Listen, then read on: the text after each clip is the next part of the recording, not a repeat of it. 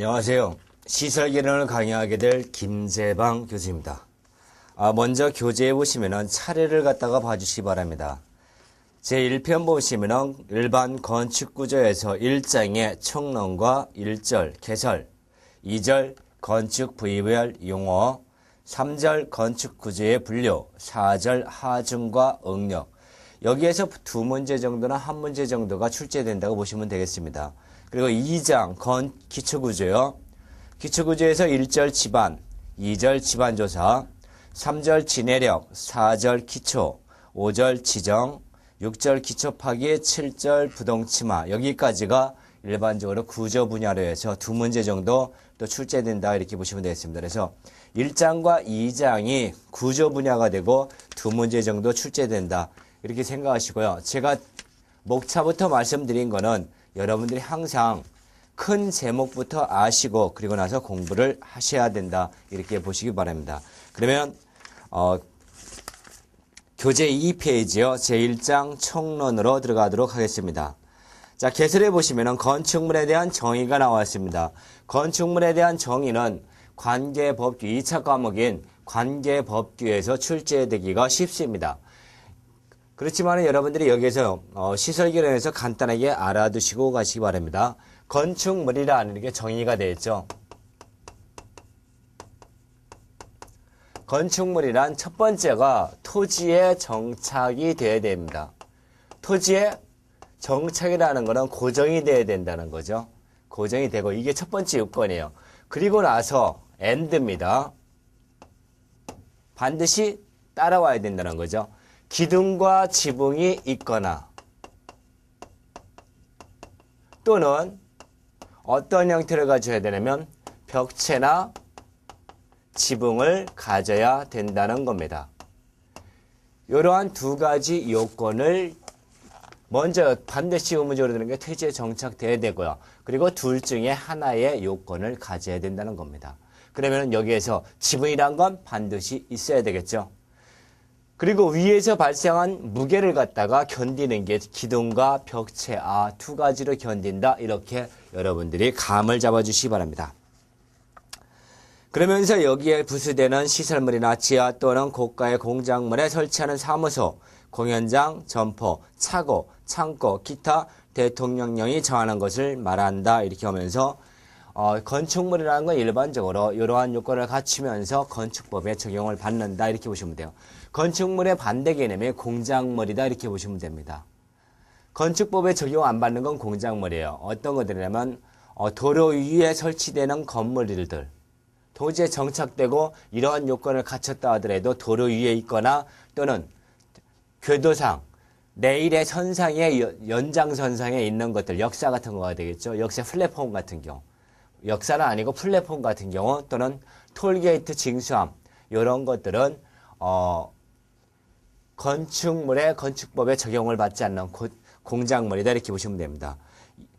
그리고 2번 건축구조의 정의 이렇게 나왔는데요.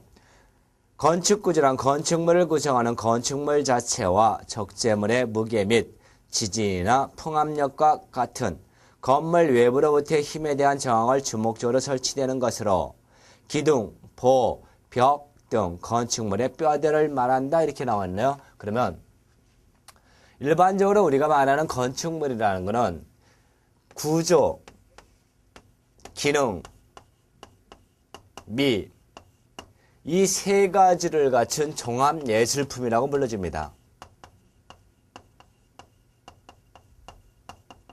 종합예술품이라고 불러져요. 그러면서 이 구조에는 네 가지 요건을 갖춰야 됩니다. 4요소를 갖춰야 돼요. 어떤 것들을 갖춰야 되냐면 안전성이 있어야 되고요. 경제성이 있어야 되고요. 내구성이 있어야 되고요.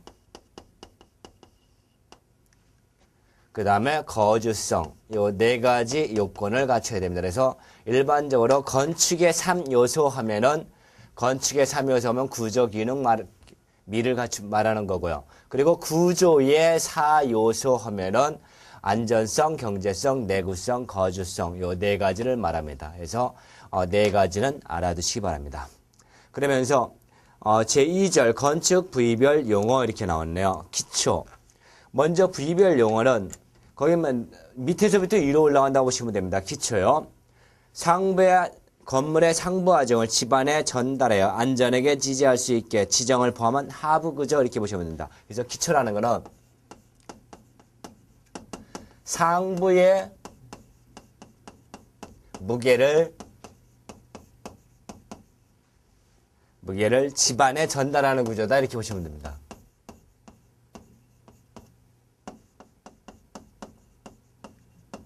전달하는 최하부 구조다 이렇게 보시면 돼요. 그러면서 요거는 두 가지로 합성됩니다. 기초판하고 지정하고 둘로 구성되어 있다 이렇게 보시면 돼요. 그리고 난 다음에 기둥이요. 기둥이라는 거는 거기 나와 있네요. 지붕, 바닥판 등 상부의 하중을 부담하는 수직재로서 수직재다 이렇게 보시면 돼요. 상부의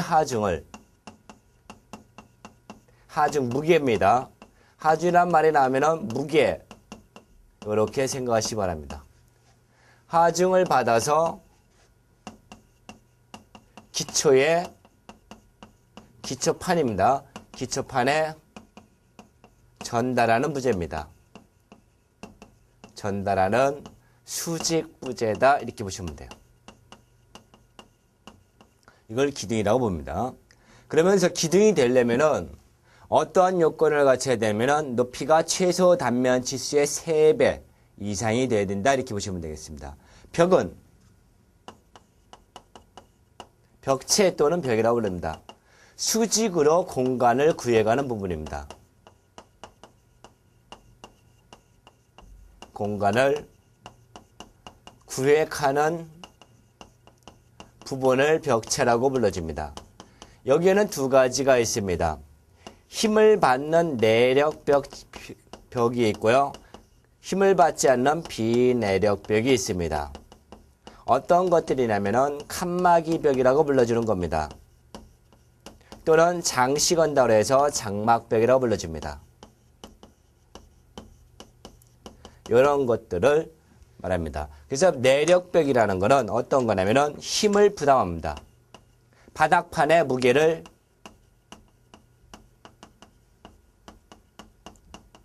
지탱하는 겁니다.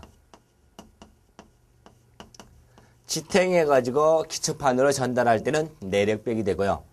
자체 이거는 칸막이 역할만 하는 겁니다. 말 그대로 수직으로 공간만 구해가는 겁니다. 힘을 부담하지 않고 바닥판의 무게를 부담하지 않습니다. 부담하지 않고 칸막이 구획의 역할만 하는 겁니다. 수직으로 공간만 하는 거죠. 수직으로 공간 구획하는 역할만 하는 것을 비내력벽이라고 부른다. 이렇게 보시면 됩니다. 바닥판이라는 것은 어떠한 역할을 하냐면 수평으로 공간을 구획하는 겁니다.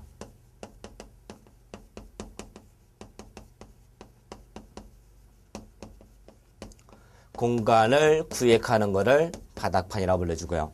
그 다음에 보라는 건 어떤 거냐면은 바닥판의 무게를 받아서 바닥판을 지지하여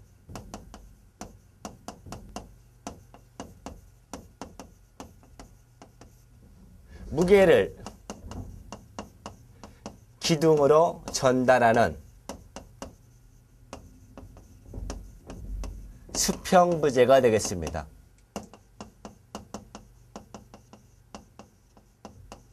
수평부재를 보라고 불러주고요. 요건 두 가지가 있습니다. 큰 보와 작은 보가 있는데요. 큰 보라는 거는 어디에 고정이 되냐면 기둥과 기둥 사이에 고정이 되는 겁니다. 고정되는 걸 큰 보라고 불러주고요.